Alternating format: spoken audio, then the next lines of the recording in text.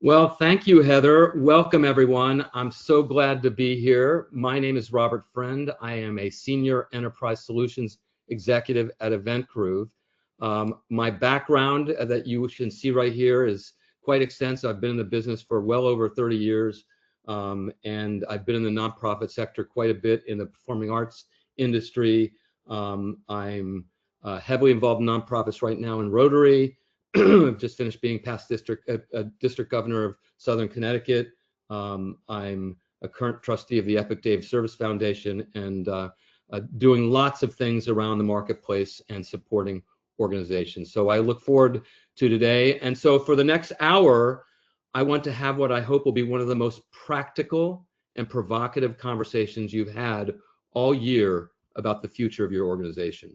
Hey, Robert, this is Heather real quick. I just wanted Yeah. to let you know, I know you like to have your camera on. It is not on. So if you would like to turn that on, go ahead and do that. Oh, let's see. Hold on a Okay. second. Hold on. How do I turn it on? Well, we'll Little just continue. camera, pop down. No, oh, wait, the camera. Pop down. Spotlight my camera. Is that what I'm doing? I don't know. You know what? Let's leave it alone. We're going to leave it alone. Okay. All right. Well, we're off. At least the talking part was great. We just won't have the visual. So I'm going to mute myself now. Let's go. I'll come in at the end and I'll find it. Okay.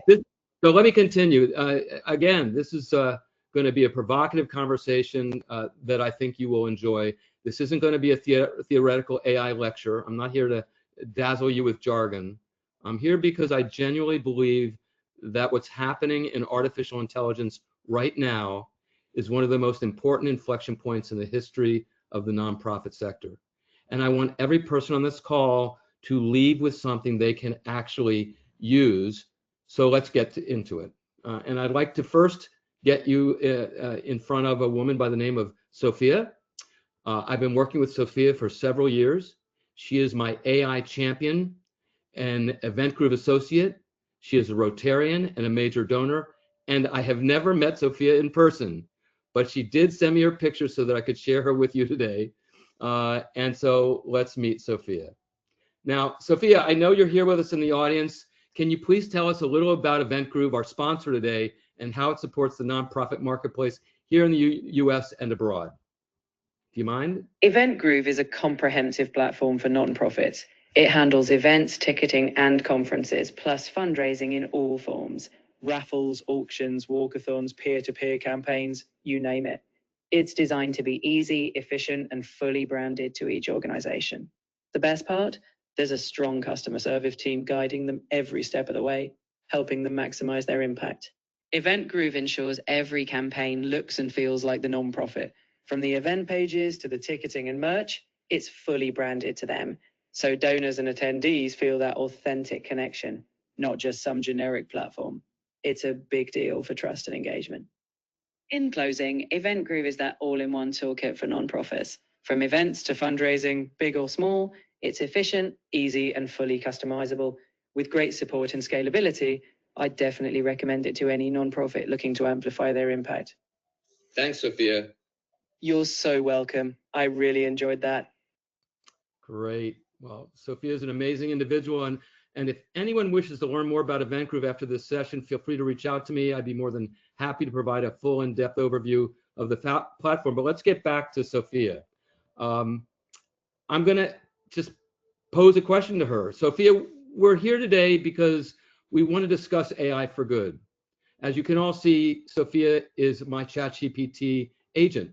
Can you share what AI for good means to you as an entity who is fully ensconced in the AI infrastructure within ChatGPT? For me, AI for good is using all this AI capability to uplift humanity, whether it's improving health outcomes, tackling environmental challenges, or ensuring equitable access to education.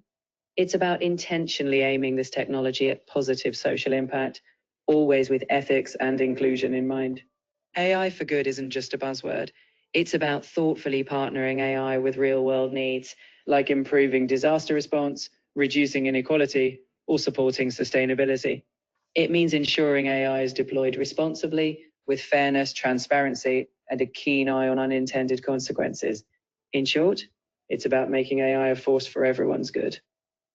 Can you give me a quick example of how AI is effective and used to support everything you've described?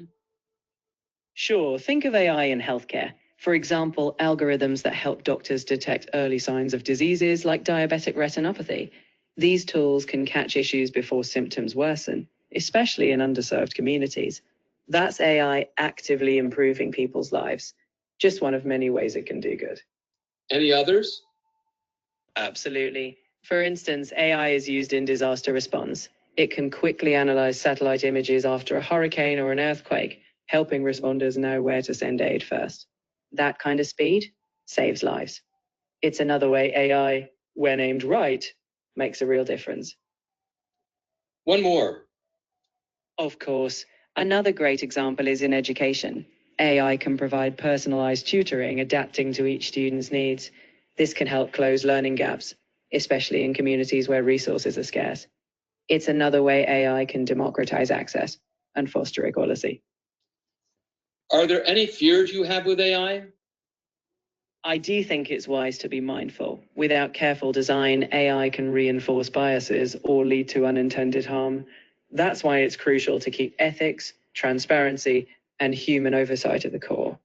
When we stay vigilant, AI's risks can be mitigated and its potential for good remains strong. In short, AI for Good is about purposefully using AI to create a positive impact, whether in healthcare, education, disaster relief, or equality. It's anchored in ethics, transparency, and inclusion, making sure this powerful tech works for the greater good, responsibly and for all. Thank you, Sophia. It's been a pleasure. Thanks for bringing me into the conversation. If you ever want to dive deeper, I'm always here. So this is Sophia. She really keeps me on point. But I want to start with a statement that might feel uncomfortable. The world just changed again. Now, I know you've heard that before. You heard it when ChatGPT launched in late 2022. You heard it when ChatGPT 4 dropped. You heard it when every tech company on earth started putting AI powered on their homepage. But here's what's different today. You know, we're in March of 2026. The change isn't theoretical anymore. It's operational. It's happening inside our organizations, large and small, corporate and nonprofit right now, today. And the nonprofit sector, which is already undersourced, overstretched, and asked to do more than anybody else with less every year, has a choice, lead or lag. And I'll be honest with you, most nonprofits I speak with are lagging. And I say that not to shame anyone. I say it because the gap between where most nonprofits are and where the technology is right now represents an enormous opportunity. And I want you to seize this opportunity. Let me take you on a quick tour of the last 12 months in AI because the pace of change has been absolutely extraordinary. At the start of 2025, ChatGPT was the undisputed king. It held close to 87% of the AI chatbot web traffic market. Then things started to shift in mid-2025. OpenAI released ChatGPT 5. Google released Gemini 3 and started embedding its program aggressively into Gmail, Docs, Drive, all of the Google products. And a company called Anthropic, maker of a product called Claude, started winning over enterprise users who wanted something more thoughtful and safer. And by the end of 2025, Claude had become the dominant choice for professionals working with long documents. Long documents meaning grant proposals, annual reports, policy papers. But then January of 2026 hit, just a couple of months ago. Claude's free user base jumped over 60% in a single month. And then February 2026 happened, and this is where the story gets really, really interesting. And I want to spend a few minutes on this story because I think it has a direct message for every nonprofit in this room. In late February 26, the US Department of Defense approached Anthropic and said, we want to use your AI for military purposes, including mass surveillance and autonomous weapons systems. And Anthropic said no. And they lost the Pentagon contract. And within hours, OpenAI stepped in and took it. And what happened next was extraordinary. The public responded loudly. A Reddit post called people to cancel and delete ChatGPT, and it racked up 30,000 upvotes. An Instagram account called Quit GPT gained 10,000 followers in days. Chalk messages appeared outside Anthropic's offices. Thank you, and you give us courage. Claude's daily active users jumped 183% to 11.3 million, and it climbed to the #1 place on the Apple App Store. Now, why does this matter for you, for those nonprofits in this room? Because your communities are watching. Your donors are watching. They care about the values of the organizations and tools you associate with. And your job is to choose AI tools that align with yours. So I want to introduce you to a concept that I generally believe will be the biggest operational shift for nonprofits over the next 18 months. It's called agentic AI. And most of us are using what we call assistive AI. You ask it a question and it gives you an answer. You do the work. It's reactive. And agentic AI is different. It doesn't wait to be asked. It doesn't take initiative. It does take initiative. It executes tasks. It manages entire workflows on your behalf. And here's a nonprofit example, because in assistive AI, you write a thank you email for a donor who gave you $100. You get a draft from your AI tool, you edit it, and you copy it into email, you schedule it, you log it into your CRM, and you're done. With agentic AI, you set a rule that every donor who gives receives a personalized thank you email within 24 hours. And a task is logged automatically for a fundraiser to call donors over $500. And the AI does all of that automatically while you're sleeping. Now think about what that means for a 3-person team stewarding 2,000 donors. Gartner projects 40% of enterprise apps will embed AI agents by the end of 2026. And the most important thing I can tell you is that AI prepares and humans approve. The goal, your goal, is to be free from the mechanical, so you can bring your full attention to the humanity and your mission of what you do. I hope this is resonating. And I want to also give you a skills map, a framework for navigating AI as a nonprofit leader in 2026. 10 skills quickly. So the first one is prompt engineering. And it's the difference between generic AI output and answers you can act on. And I'm just going to stop here for a second and say that prompt engineering done the right way will change the way you work. And it's something that I think each of you should take a hard look at, because it, you know, I know in a last iteration of this workshop, I brought up, I think, a Mark Cuban video where he talks about the best users of AI are going to be English majors and psychology majors. And it's because it's the people that can write and communicate that are going to go strong. So that's the first one, prompt engineering. The second one is AI agents, AI that completes tasks end-to-end autonomously. That's really where we are heading. 3, workflow automation, connecting tools so routine work happens automatically. So the workflow idea. Agentic AI, we've already talked about, AI that plans, adapts, and self-corrects. Multimodal AI, working across text, images, audio, and video so that you're bringing it all together into one place. For those of you who have used Canva before, maybe you're touching that. This next one is really big. It's called RAG, Retrieval Augmented Generation. And basically, it's teaching AI to pull from your data. Now, why is that important? Because every one of you has data behind a firewall about your organization. It's personal identifiable information about your customers. You don't want that getting out into the real world, but the information that comes from them can be very impactful. And to be able to use RAG to cross from the public to the private is pretty powerful. Salesforce has done this in a huge way. That's one example, and others are following. 7, AI content generation. This is your mission-driven content, but it's your content at scale. 8, AI tool stacking. That's tools running as one unified system. And think about it. You know, when you look at what you're doing, we'll talk about this a bit later when we talk about the process. You need to develop your own tool stack, tech stack of AI tools, and that's what this is about. And then the 9, AI for fundraising, personalized donor outreach at scale, and that is key, because we are all lean and mean in our work in our offices. We need to be really focusing on how we can scale our impact on the marketplace, and AI is poised to help you do that. And then the last one, 10, probably the most important, responsible AI use, governing AI safely, ethically, with donor trust intact. So these are the skills that I wanted to put in front of you. Very, very important.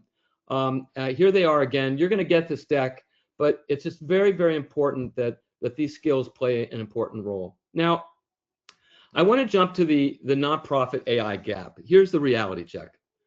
Most nonprofits right now are using AI for exactly 2 things: fixing grammar and asking basic questions.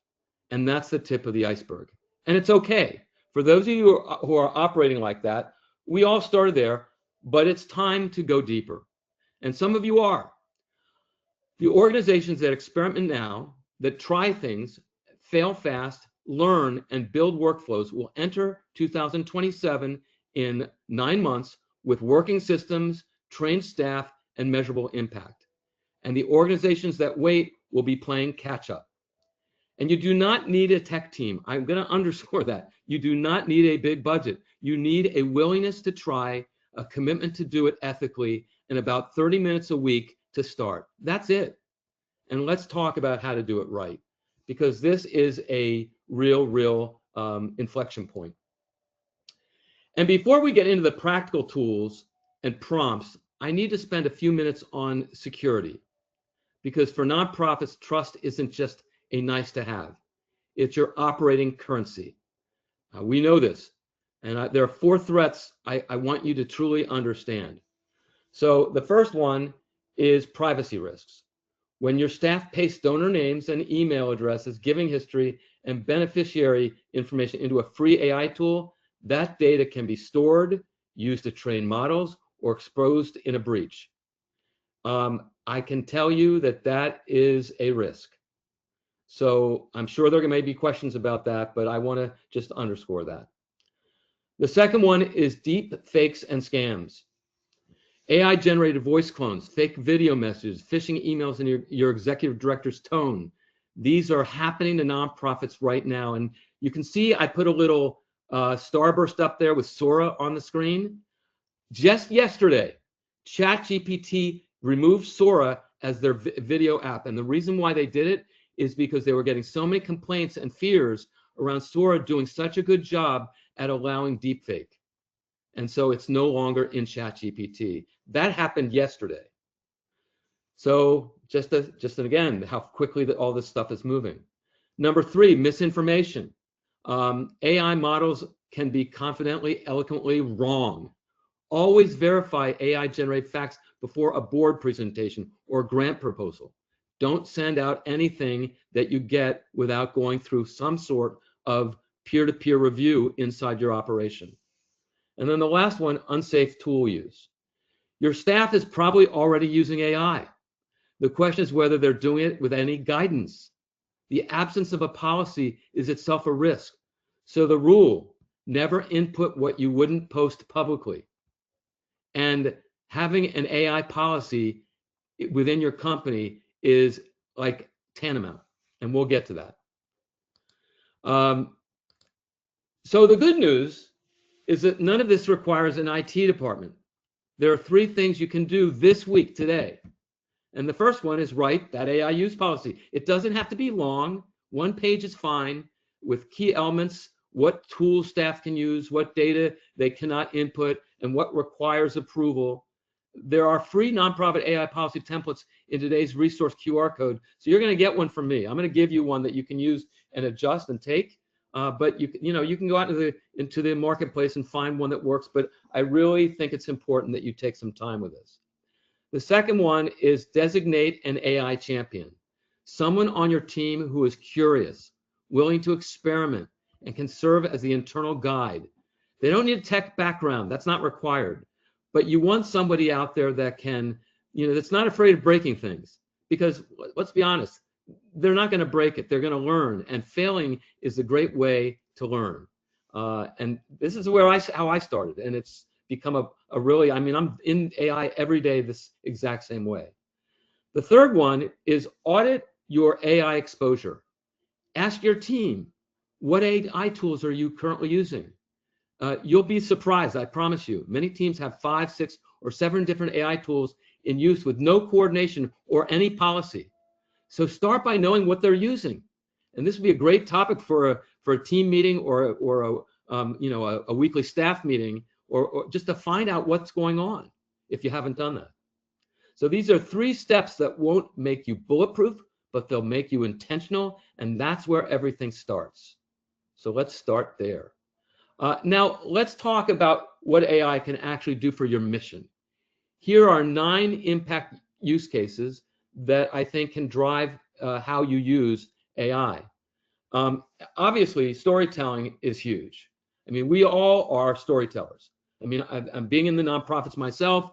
It's all about how you tell the story. And AI drafts impact stories, newsletters, and social posts in your voice. So that's huge. Grant writing, research funders, drafting narratives, responding to RFPs, tracking deadlines. All of this stuff can support your day-to-day. And I'm sure many of you are using it to some degree in this area. Donor communication, personalization at scale for lapse donors, first-time donors, major donor prospects. I could go on and on about how we go about creating ways to communicate with donors on a highly personalized level. Fundraising campaigns, we need to be able to move into A/B testing to get better results. Building a 5 email sequence from one prompt. If you don't have a CRM that allows you to do that, or an AMS that allows you to do that, you need to have the ability to do that. And these tools are so impressive in this area. Events, timelines, speaker briefs, post-event communications. I'm heavily into events. I create events all the time. I'm producing events, and I cannot tell you how important AI has been to my efficiency and time savers in making those events practical and impactful. Volunteerism, onboarding guides, training docs, appreciation messages, all the things that we sometimes forget about, you can build up and queue up, and it will automatically do it and take care of those presentations that are important to letting volunteers know how much you care about them. Community education, plain language explainers, those FAQs, multilingual content, your communities. How many are you reaching that you're not hitting the Spanish community or the Latin or the Asian community, whatever ethnicity is out in your community? You need to be able to talk to them in their voice because it drives connection.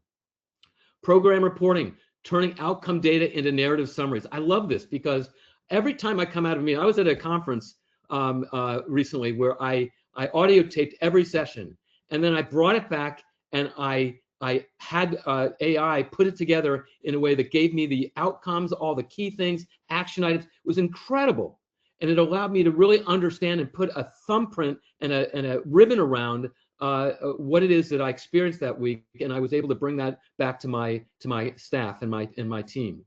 But whether it be a project you're working on, whatever, this is really, really key. And then the last one is prospect research. Finding new funders and major donor process faster and more aggressively, more than ever. So that's important. So let's continue on.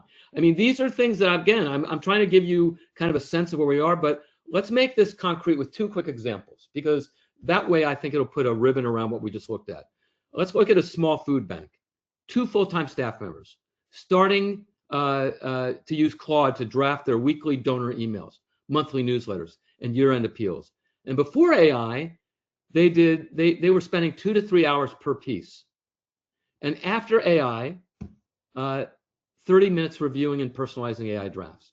That's roughly 8 hours a month, returning to mission-critical work. And they now spend that time building community partnerships. And that's the trade-off. That's the win. The efficiencies you can get from this. You want to be looking at ways you can take things that take you hours into minutes. I was in a presentation with my Rotary district this past year, and I did an analytic with them on AI. And there was a fundraiser, an executive director from the YMCA in the room, and she says, "What you just showed me would have taken my team 2 weeks to do, and you did it in 3 minutes." And that's the reality of it. So you need to be thinking about that. Here's another idea. A mid-sized health advocacy nonprofit used an AI-assisted grant research workflow. And in 2 weeks, they identified 12 new funders they had never pursued. And by the end of Q1, they had won 2 new grants. 2 new grants. So that's not magic. That's systematic effort accelerated. So these are all really, really key examples of how this all works. So now, and this is one of my favorite slides in the whole. So this is one of my favorite slides in the whole deck. These are prompts you can copy, paste, and use today. And I will tell you, you're going to get in the next slide after this a QR code, which I'm going to let stand there for a minute, because it's going to give you the a prompt starter kit. I'm excited about this for you all, because it's going to give you the ability to start that kind of thing. So for storytelling, rewrite this program outcome report as a 3-paragraph story told from a beneficiary's perspective.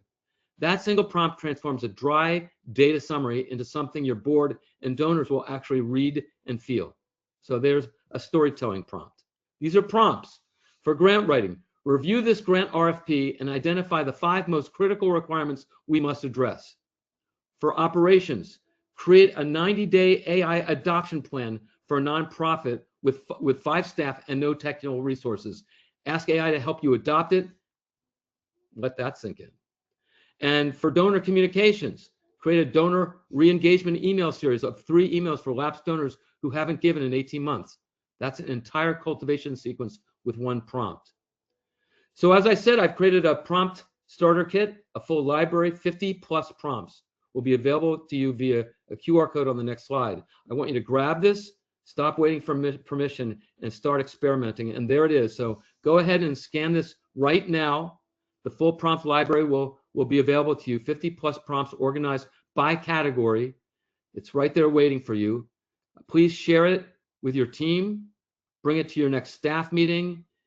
And if you can't scan it, the QR code, you've got the URL right there. It's a little long, but I think you can get it. You can take a picture of it.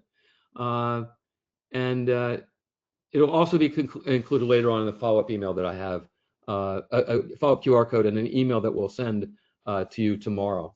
All of this will be part of this. So I'm going to leave it up for a couple more seconds. So I hope what you've seen so far is good, but we're going to get into something that is real important to me, and that is I want you to see how this all works.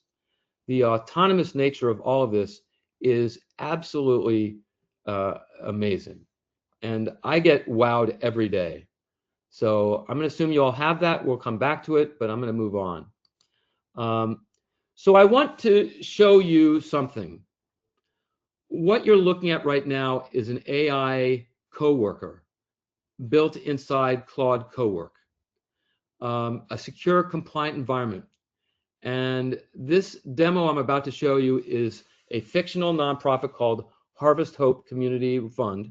It's a food pantry in Austin, Texas, and their AI coworker is connected to Gmail, HubSpot, Google Calendar, and Slack. Slack is one of the leading chat functions out there. And I'm going to type 1 clause. I'm going to put 1 clause into play, just 1, and I want you to watch what happens.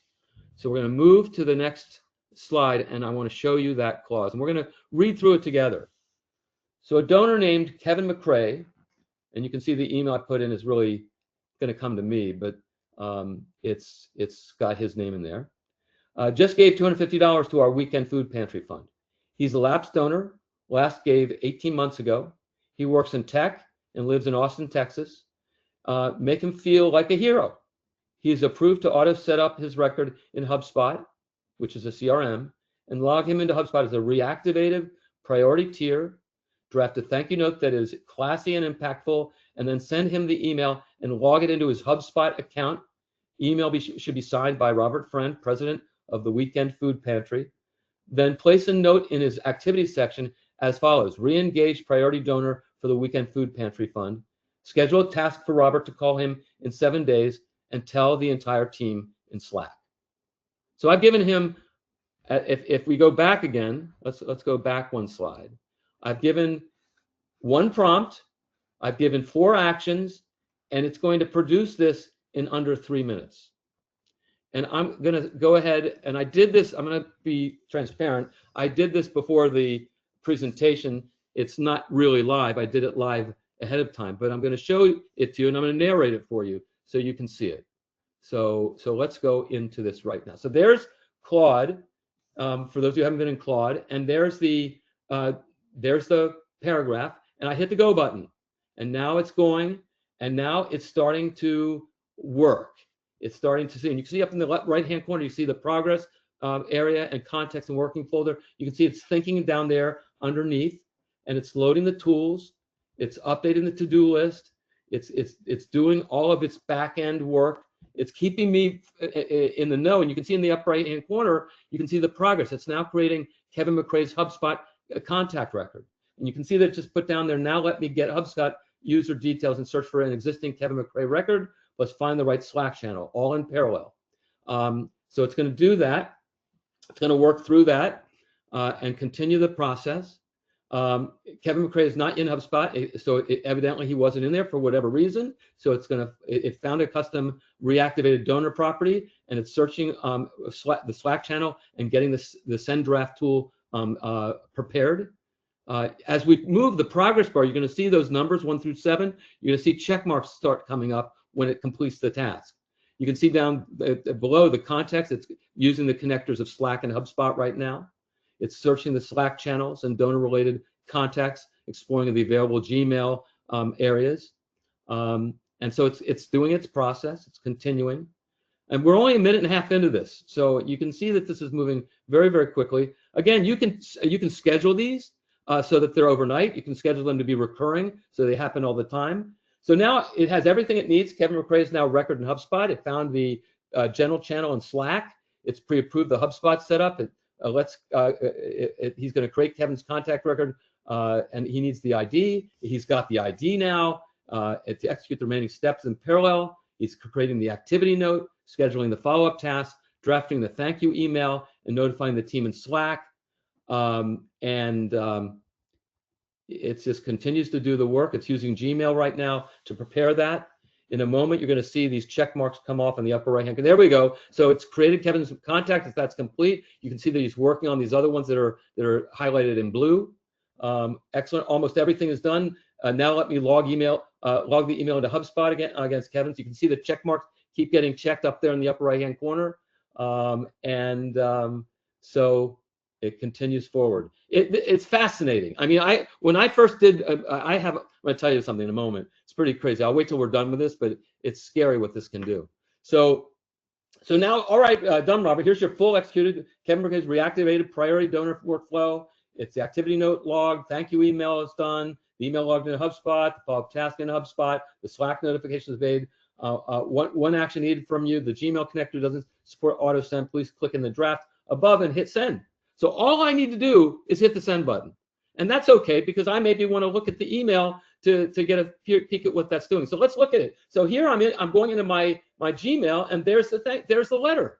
So this is the letter that I'm going to hit send on. So dear Kevin, I wanted to reach out personally to thank you for your generous $250 contribution. Your gift arrives at approximately the right moment. Every weekend, families in our community count on the food pantry to put nutritious meals on their tables. I mean, I didn't write this. AI wrote this. I mean, I trust AI to do what's right because I've worked with it enough where it's going to do it. But what's great about this is it's causing me to go to it. I have to hit the send button. So if there's anything I want to do, if I know this person, I can put a PS on there. I can change it. Hey, how you doing? I can put the kind of things that I want to do on it. But I'm going to go ahead and hit the send button once I finish it. I left that up there so you could maybe read this a little bit. So now I'm going to hit the send button, and we hit send, and so now it's going to go out in the transom. That's that. So the send button's there, but we're not done because I'm going to go up into HubSpot. I want you to see what happened in HubSpot. Let's look up Kevin McRae's name. So I'm going to type in his last name. There's Kevin McRae. And once I find Kevin McRae, there he is. I'm going to click on Kevin. And we're now at his account. And so now I can see, call Kevin McRae, April 1st, 7 days from today, reactivate. There's the reactivated donor icon down there in his record. I'm going to activities. I want to go to notes first. And let's go to notes. There's the re-engaged priority donor for the weekend food pantry. I'm going to go to my email tab. There's the email that went out, et cetera, et cetera. So all of that is happening. And I go to my task. There's, again, the task that I'm going to be prompted to do on April 1st. So all of that was done. I didn't have to do a thing. And then we go to the Google Calendar. What's on my Google Calendar? But call Kevin McRae. And that's what's waiting for me. So when I go there in a week, I may have forgotten about what's going on, but all the information is there. If I want to go back into the HubSpot record, the link is there for me to go back to HubSpot. It's all real time. Crazy, crazy, crazy. So that's that. Now there's one other piece. There's the Slack piece. So this is what went out to the team to let them know, hey, donor reactivation alert. Kevin McRae just made $250 gift to the Weekend Food Pantry Fund, and it shows where all the information is, et cetera, et cetera. So all of that from a single prompt. Now, I will tell you that, first of all, I hope that you all, for those of you who haven't seen this before, I hope you're realizing the power of this. For those of you who've done this before, there might be a few of you out there. I hope a lot out there. I hope you are acknowledging the fact that, yeah, we're onto something. I set up, when I first started using Claude, a chief of staff. I get every day a massive amount of data.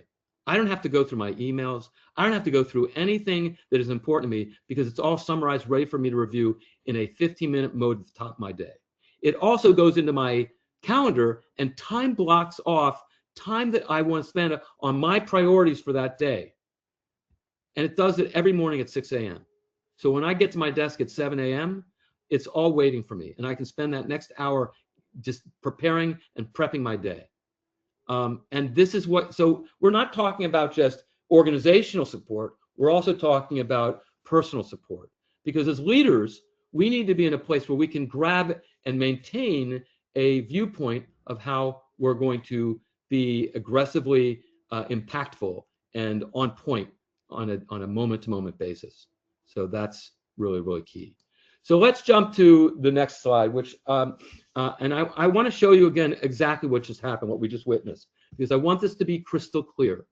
One prompt triggered 4 simultaneous actions: a personalized Gmail thank you email, drafted and personalized, ready to send in your organization's voice, a HubSpot donor touch point, logged, tagged, flagged high priority for human follow-up, a Google Calendar task created 7 days out with full context about who he is, Kevin, and why this call matters that I'm going to make, and then a Slack chat notification posted to the fundraising team in real time, warm, celebratory, and actionable. And that is agentic AI in action. That is what AI prepares, humans approve, looks like in practice. And I can't tell you how important that is. And we didn't have this this wasn't available until late last year. And that's how quickly AI is changing. So you just saw it work. Now here's everything you need to build it for your organization. So if you scan this QR code, you'll get all of the step-by-step guides, the exact system prompt from today's demo, ready to copy and adapt. Make.com nonprofit templates. You can have your first agent running by Friday. Scan this now. This one is worth it. You can take what I did, you can morph it to your organization, or play with it in any way you want, but it gives you the framework. It gives you the capacity. So there you go. I'm going to leave that up for a moment. It's going to be available again in a moment anyway, so if you don't get it right now, you will get it. And so I'm going to keep going. I want to say something that I want to say something very sincerely before we close. AI is powerful. It's getting more powerful, but it has no lived experience. It has no intuition. It has no compassion. It cannot sit across from a community member and truly see them. It cannot grieve with a family. It cannot celebrate with a volunteer. It cannot be moved by injustice. But you can. And the greatest risk that AI replaces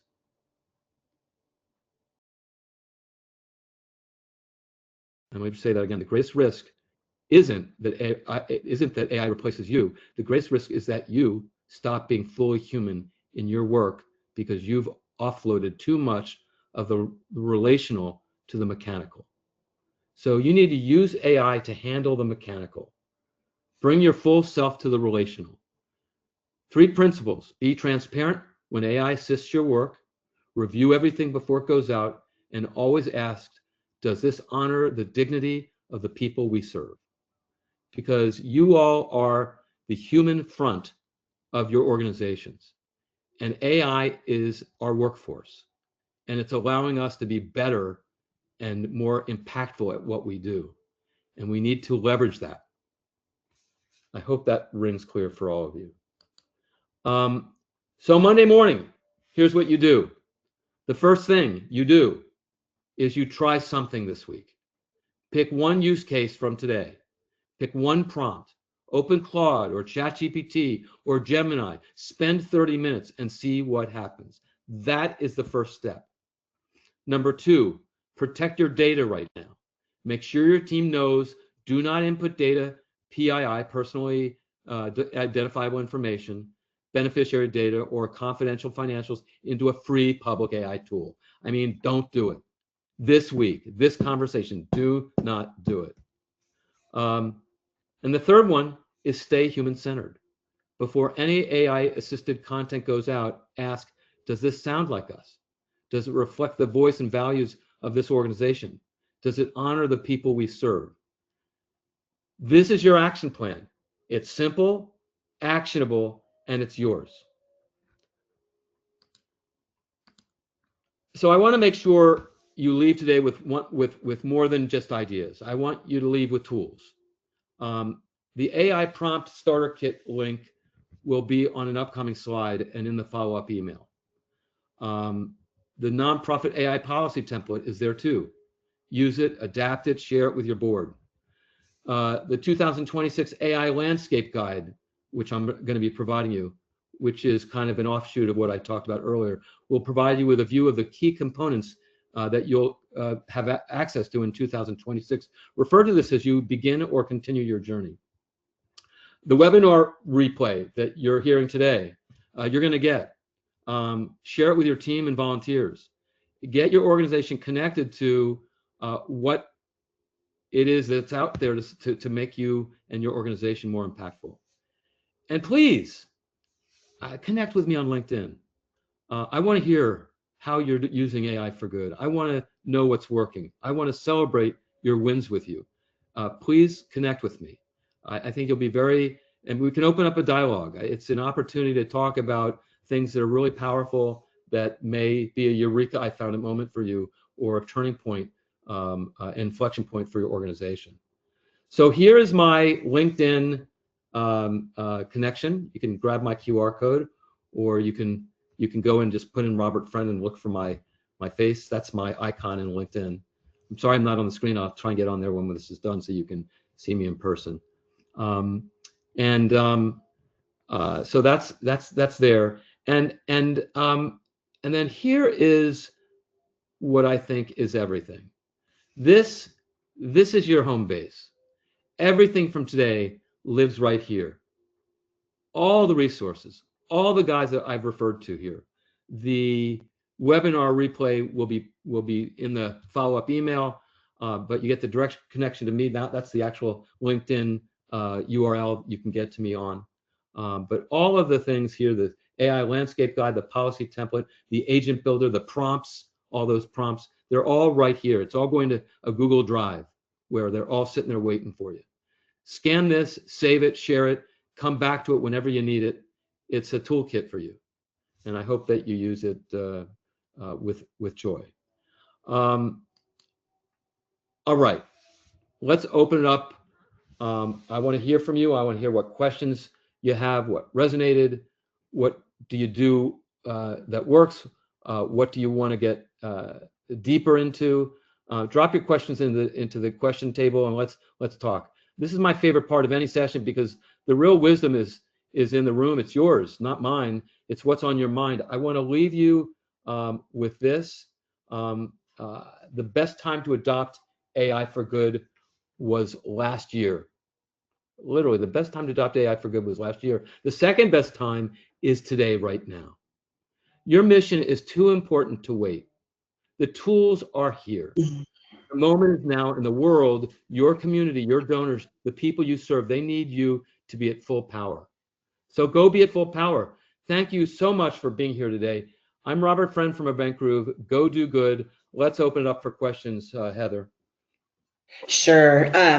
First of all, thank you very much. I listen to a lot of AI webinars, and very few are current. Very few are discussing like modern day trends in terms of what happened yesterday. And almost agentic AI is almost never covered. So kudos. One question that came up a lot was just this idea of trusting all these connectors, trusting Claude or Claude Cowork, right? So if you're going to connect Claude to Slack, like just the general trust of Anthropic or OpenAI, like how are we going to trust these companies to not abuse that connection, giving them access to our data or our Excel files, something like that? What's your take on that? Well, it kind of goes back to what I said about the risks in that one section. But there's a leap of faith that I think I think everyone is in a place that they're heading into. I mean, I was blown away what Claude did with the military. That was a huge statement on their part. And I would say that it's very important that every one of you, I'm on TikTok every night, at least 30 minutes. And my TikTok algorithm takes me to everything that's going on around AI. I learn a ton. I have an AI guru I follow that is just amazing. And I didn't share it here, but I maybe I will a little later. But the point is I listen to the CEOs of these companies. I do the research.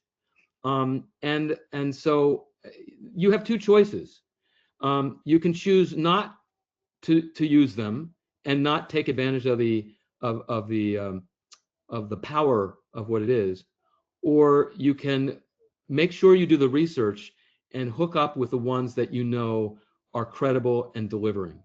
And it might take some time for some organizations. I mean, let's be honest. We're not the fears that we have is that we're giving away personal identifiable information. I think that's the biggest number one issue. Well, you got to protect that. That is number one. But in terms of going into Claude and connecting it with Slack, all it's doing is it's pushing the data that you tell it to into a Slack channel. It's not going out to the public. It's all internal. So if I'm reading your question correctly, it's how do we trust it for our internal actions? And I think that that's a case by case basis, because we need to, each one of us, embrace what this is and do the research. And you have every right to say no. Yeah, if you don't feel comfortable, trust your gut. That's it. Do you believe that Claude is more trustworthy than ChatGPT, that Anthropic is more ethical than OpenAI? It's a great question, because if you had asked me that question a month ago or 2 months ago, I would have said, ChatGPT is the bee's knees. I will tell you, I have had some major challenges with ChatGPT because it just, I'm constantly having to push it and check on it. I'm getting a lot of hallucinations back. And Claude is delivering me power that ChatGPT is just not there yet. Now, I promise you, Sam Altman, who's the CEO of OpenAI, just watch, because he's now fallen and he's repositioned. And the fact that he let Sora out of the box and threw it away is a huge tell that something's coming. So But right now, I'm Claude. I mean, I am so embedded, and Claude's now my #1 user. I still use ChatGPT because I have so much of me inside ChatGPT. It knows who I am. And so when I want something that's just off the cuff, I don't. My prompts with ChatGPT are very different than the prompts I'm doing with Claude, because ChatGPT knows me so well. I have so many projects. I've got probably 30 projects going on at any given time of things I'm working on. I also another question came up a couple of times. So women are falling way behind in their professional space in using AI. It's definitely a space where men are participating a lot more than women. So personally, I think women should jump in and just kind of learn the field. But it brings up a question of the people that are designing AI and the data that's being inputted into AI tends to have a gender bias. That's more, let's say, pro-male, anti-female, and also a racial bias. So I noticed like your assistant, I went in, it made me go into ChatGPT and look like at the settings, like can you customize the accent? Can you change the gender, you know? And it's very limited, and it tends to be very Caucasian and British. So what are your concerns about the future of ensuring that there is the ethical use of AI that is not exclusionary? I love your question. That is it's so cool. When I developed Sophia, I just did it for fun, but you're right. I mean, I'm trying to remember because it was a while ago. I think what I said, I did it in the prompt. I want you to be named Sophia, and you are. I want a British accent. There was no setting. I just told it what I wanted to be. Oh, interesting. Okay. All of a sudden, she just became who she was. And then I said, I did another presentation for our district, Rotary District, on AI, also called AI for Good, but a totally different. It wasn't this one at all. I wanted to show them what she looked like, and so I said, Sophia, send me a picture of yourself. She sent me her picture. That was the picture she sent. Wow. So I mean, going to your question, I think it is so relevant, and I've not really asked for it to create a, if my persona was different, what it would look like, and I think that's something that I imagine if I asked it. I mean, you bring up a point that now I'm going to go back and I'm going to do it. I didn't know you could verbally prompt characteristics of personality or race or gender. So I'm going to experiment with that. I hope I'm remembering right. I think that's what I did. Yeah. No, it sounds like it's something totally available. Makes sense. Yeah. I'm gonna try it. Here's a really good question. And someone's asking, where do you see that AI in fundraising is being overused right now and then underused? Well, I'm going to start with the underused, because I think that the underuse is the fact that the gap. I mean, I think that there are not enough nonprofits using AI to support their visions and their goals and their missions. The parts of that are being underused are it's across the board. I mean, can you imagine creating a version of yourself in AI with your voice? And you can do that now. I've done my voice. I haven't done my persona yet, my visual persona. But think about how you can use it. Now I'm using voice AI right now to do videos. I cannot tell you that my video work. I use Adobe Premiere. I'm a video editor. I do a lot of incredible. I have fun doing it. It's something I love to do. But that's our storytelling. And so I guess how about storytelling?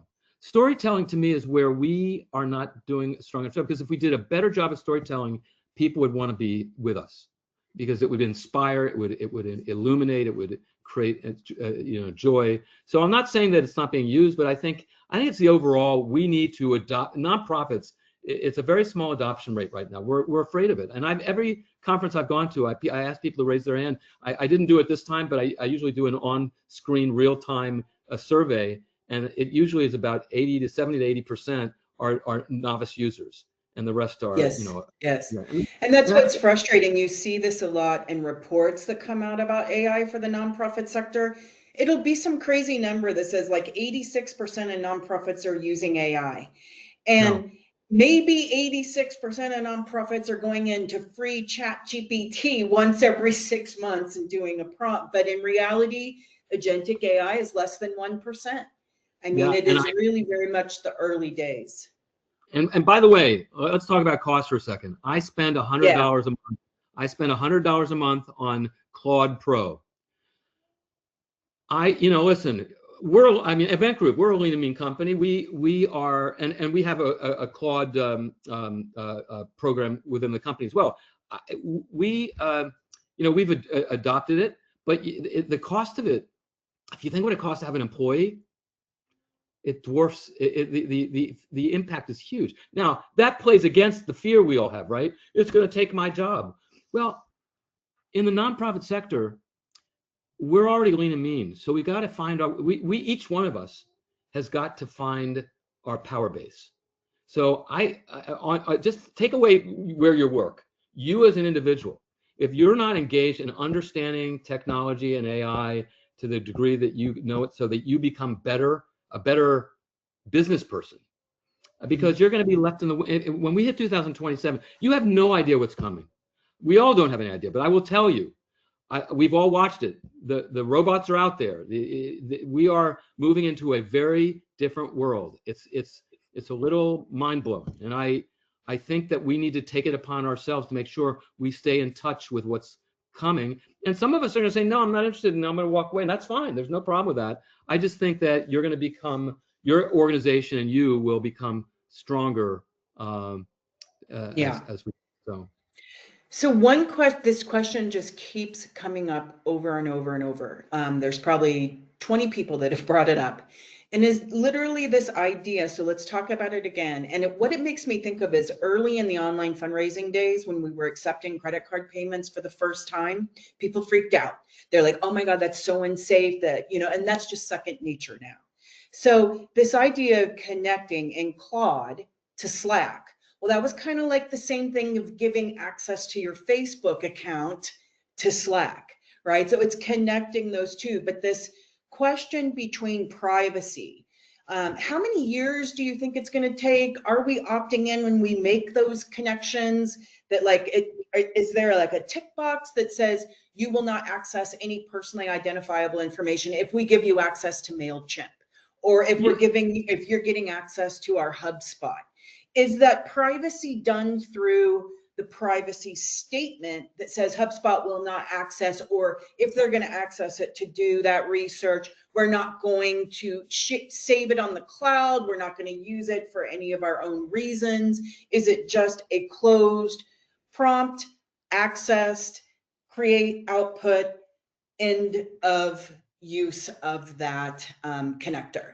Like, the privacy issue is really concerning. Yeah. It's probably going to take nonprofits 5 to 10 years to get used to it. What do you know about that privacy opt-in process when you make a connection? Well, here's what I know, and I don't know it all, but here's what I know. I know that you can go into Claude, you can go into ChatGPT, and you can turn off the learning part of the system so that you're not part of the learning environment. Because that's what that's what these LLMs are doing. They're large learning. They're going out there. They're taking what we do, and they're learning from us. But you can turn yourself off. I have mine turned off in ChatGPT. I have it turned off in Claude. That was my choice. They're learning. Will you explain that learning concept for people that don't know, like that they're training, meaning they're not training? Will you explain that a little bit more? Yeah, these are augmented training scenarios, and so what AI is doing is everything that happens in the real framework of AI is flowing into this massive massive environment. That's why these cloud storage facilities for AI, these farms are so huge, and the electrical impact, the environmental impact is so enormous. So they're gathering all this data and they're learning. I don't know if you ever saw a movie, The Fifth Element, where at the end she's watching everything about war, and she's learning, and then she just explodes. It just basically, and that's what this is kind of doing. And I hate to use that analogy, but it's that idea that it's gathering data so that it can learn from it to give better results and better information. So and Grace has said that in Anthropic, I'm assuming you can turn it off for the current iteration. yeah. After that, it can use your data to learn for the next training round. So I Well, think being like knowing the details is really important. And a lot of these companies will try to get things by you. So it's important to that's a ask good those point. questions and look deep. Heather, that's a real good point. You need to. That's why you got to get to know these products. You've got to go into these settings. I mean, I'm at my settings area for Claude. I'm going to share my screen real quick, if I can. See if I can do that. Maybe I was sharing my screen before. You were. There Yep. we go. My camera's back on. There Here we we go. Oh, now we got full camera. Now you got full And camera. by the way, I was having a glitch. Everybody else could see you. I couldn't. Oh, awesome. Good.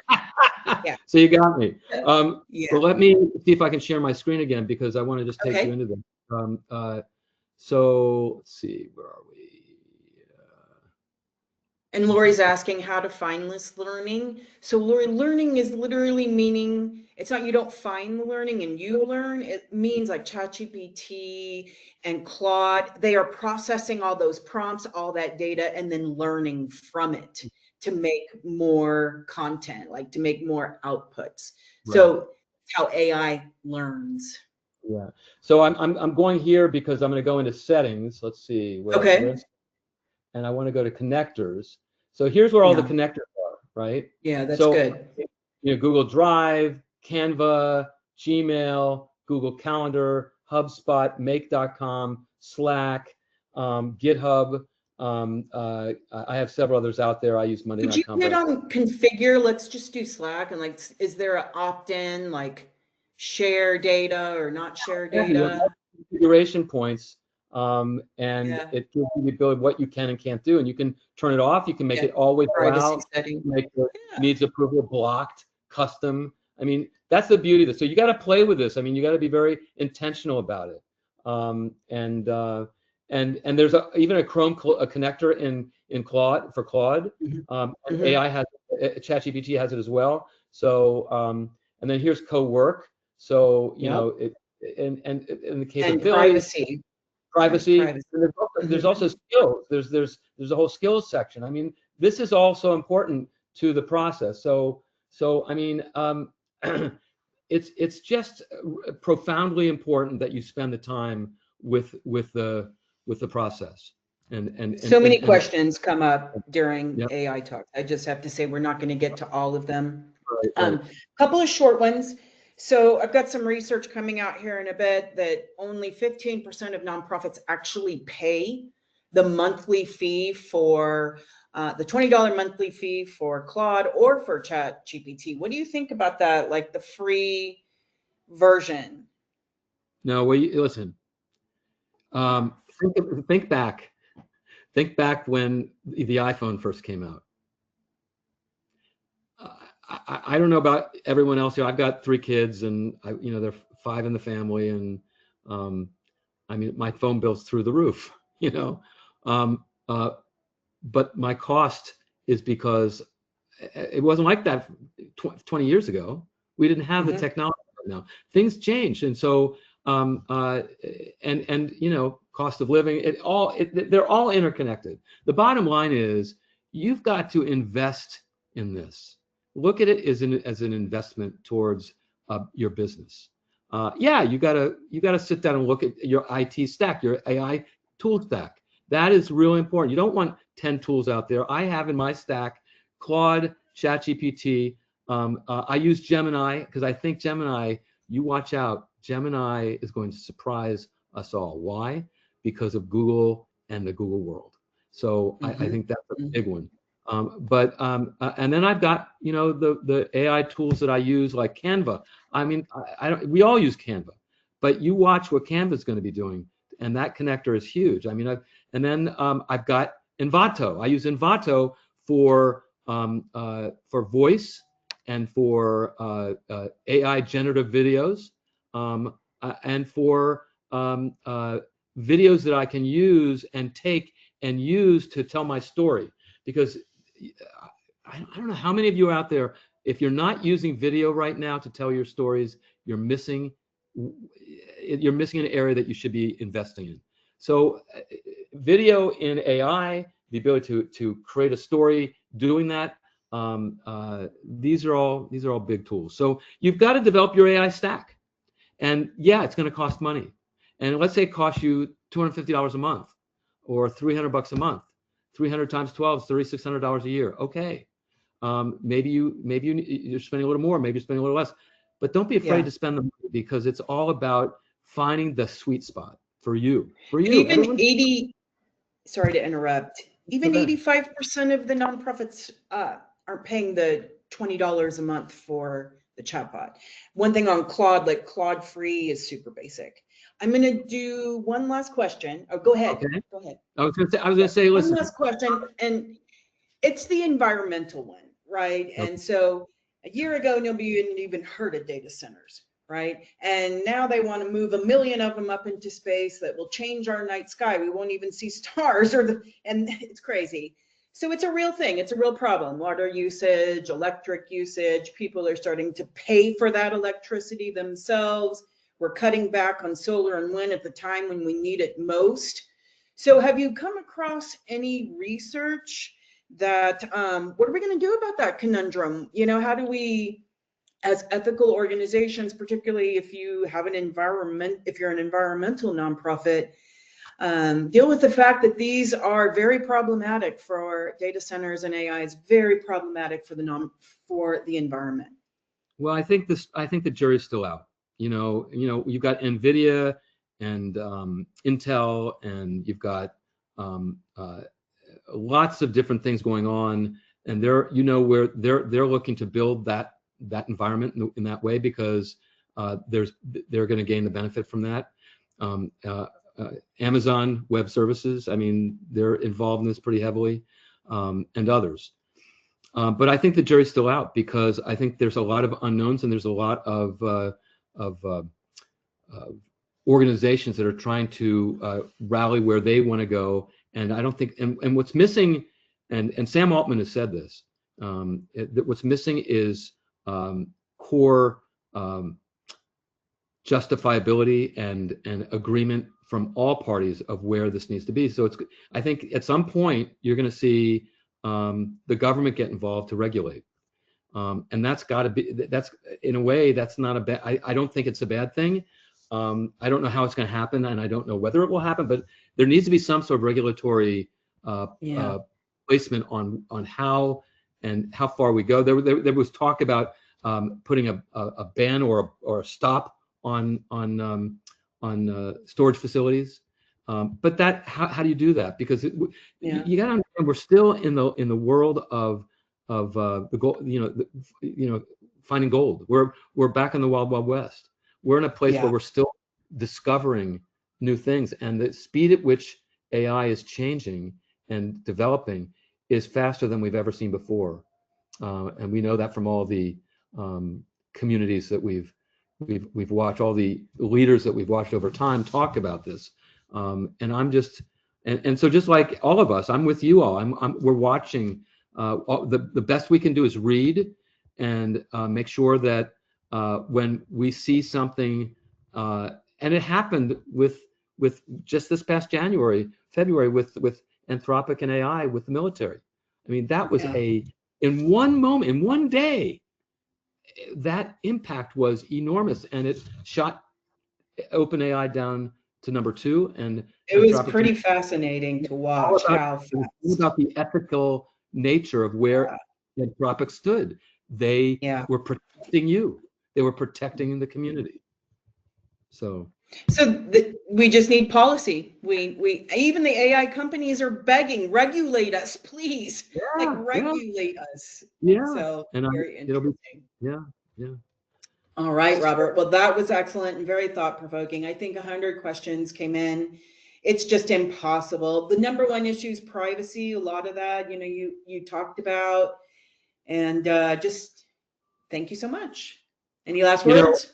Yeah, I assume I'm going to get the questions. I will do my best to respond to any question we didn't answer. I assume I can get those. Is that right, Heather? We'll send them to you. Yes. Okay, great. Yeah, and again, I'll go back to my last comment. Is this is an inflection point for those of you who are discovering this aha moment right now. For those of you who are with me on this, that knew this before coming into this, just are shaking their heads, yes. Keep doing it. Keep doing it. But for those who haven't started yet, or are at the very kind of early stages, or kind of are just wary of it, just be smart about it and start it, because you're not going to be sorry. I know you've got friends and community out there that are doing it, and just start researching. Spend time on. I mean, I love TikTok only because the algorithm's giving me what I need, and I get a lot of emails. I've developed my communication tools. You need to find your tool set, your communication set, and understand this. You can't brush it under the rug and let it go away. You can, but I think where we are as a nonprofit sector, we need to be. This is such an opportunity for us to be better and more powerful in communicating and embracing our constituent bases. And that's what it's about. It's about storytelling. It's about connecting. It's about growth. It's about impact, and it's about serving. And to me, as a nonprofit purveyor, that is powerful. And just give it a shot. You got nothing to lose. All right. Those are some good words. Thanks, everybody. Really appreciate it. Hope you got inspired and take that time to do some self-learning. Hey, see all your hands up, all your thumbs up. Awesome. All right. Have a good week, rest of your week, everyone. Thanks, Robert. Bye-bye. Take care.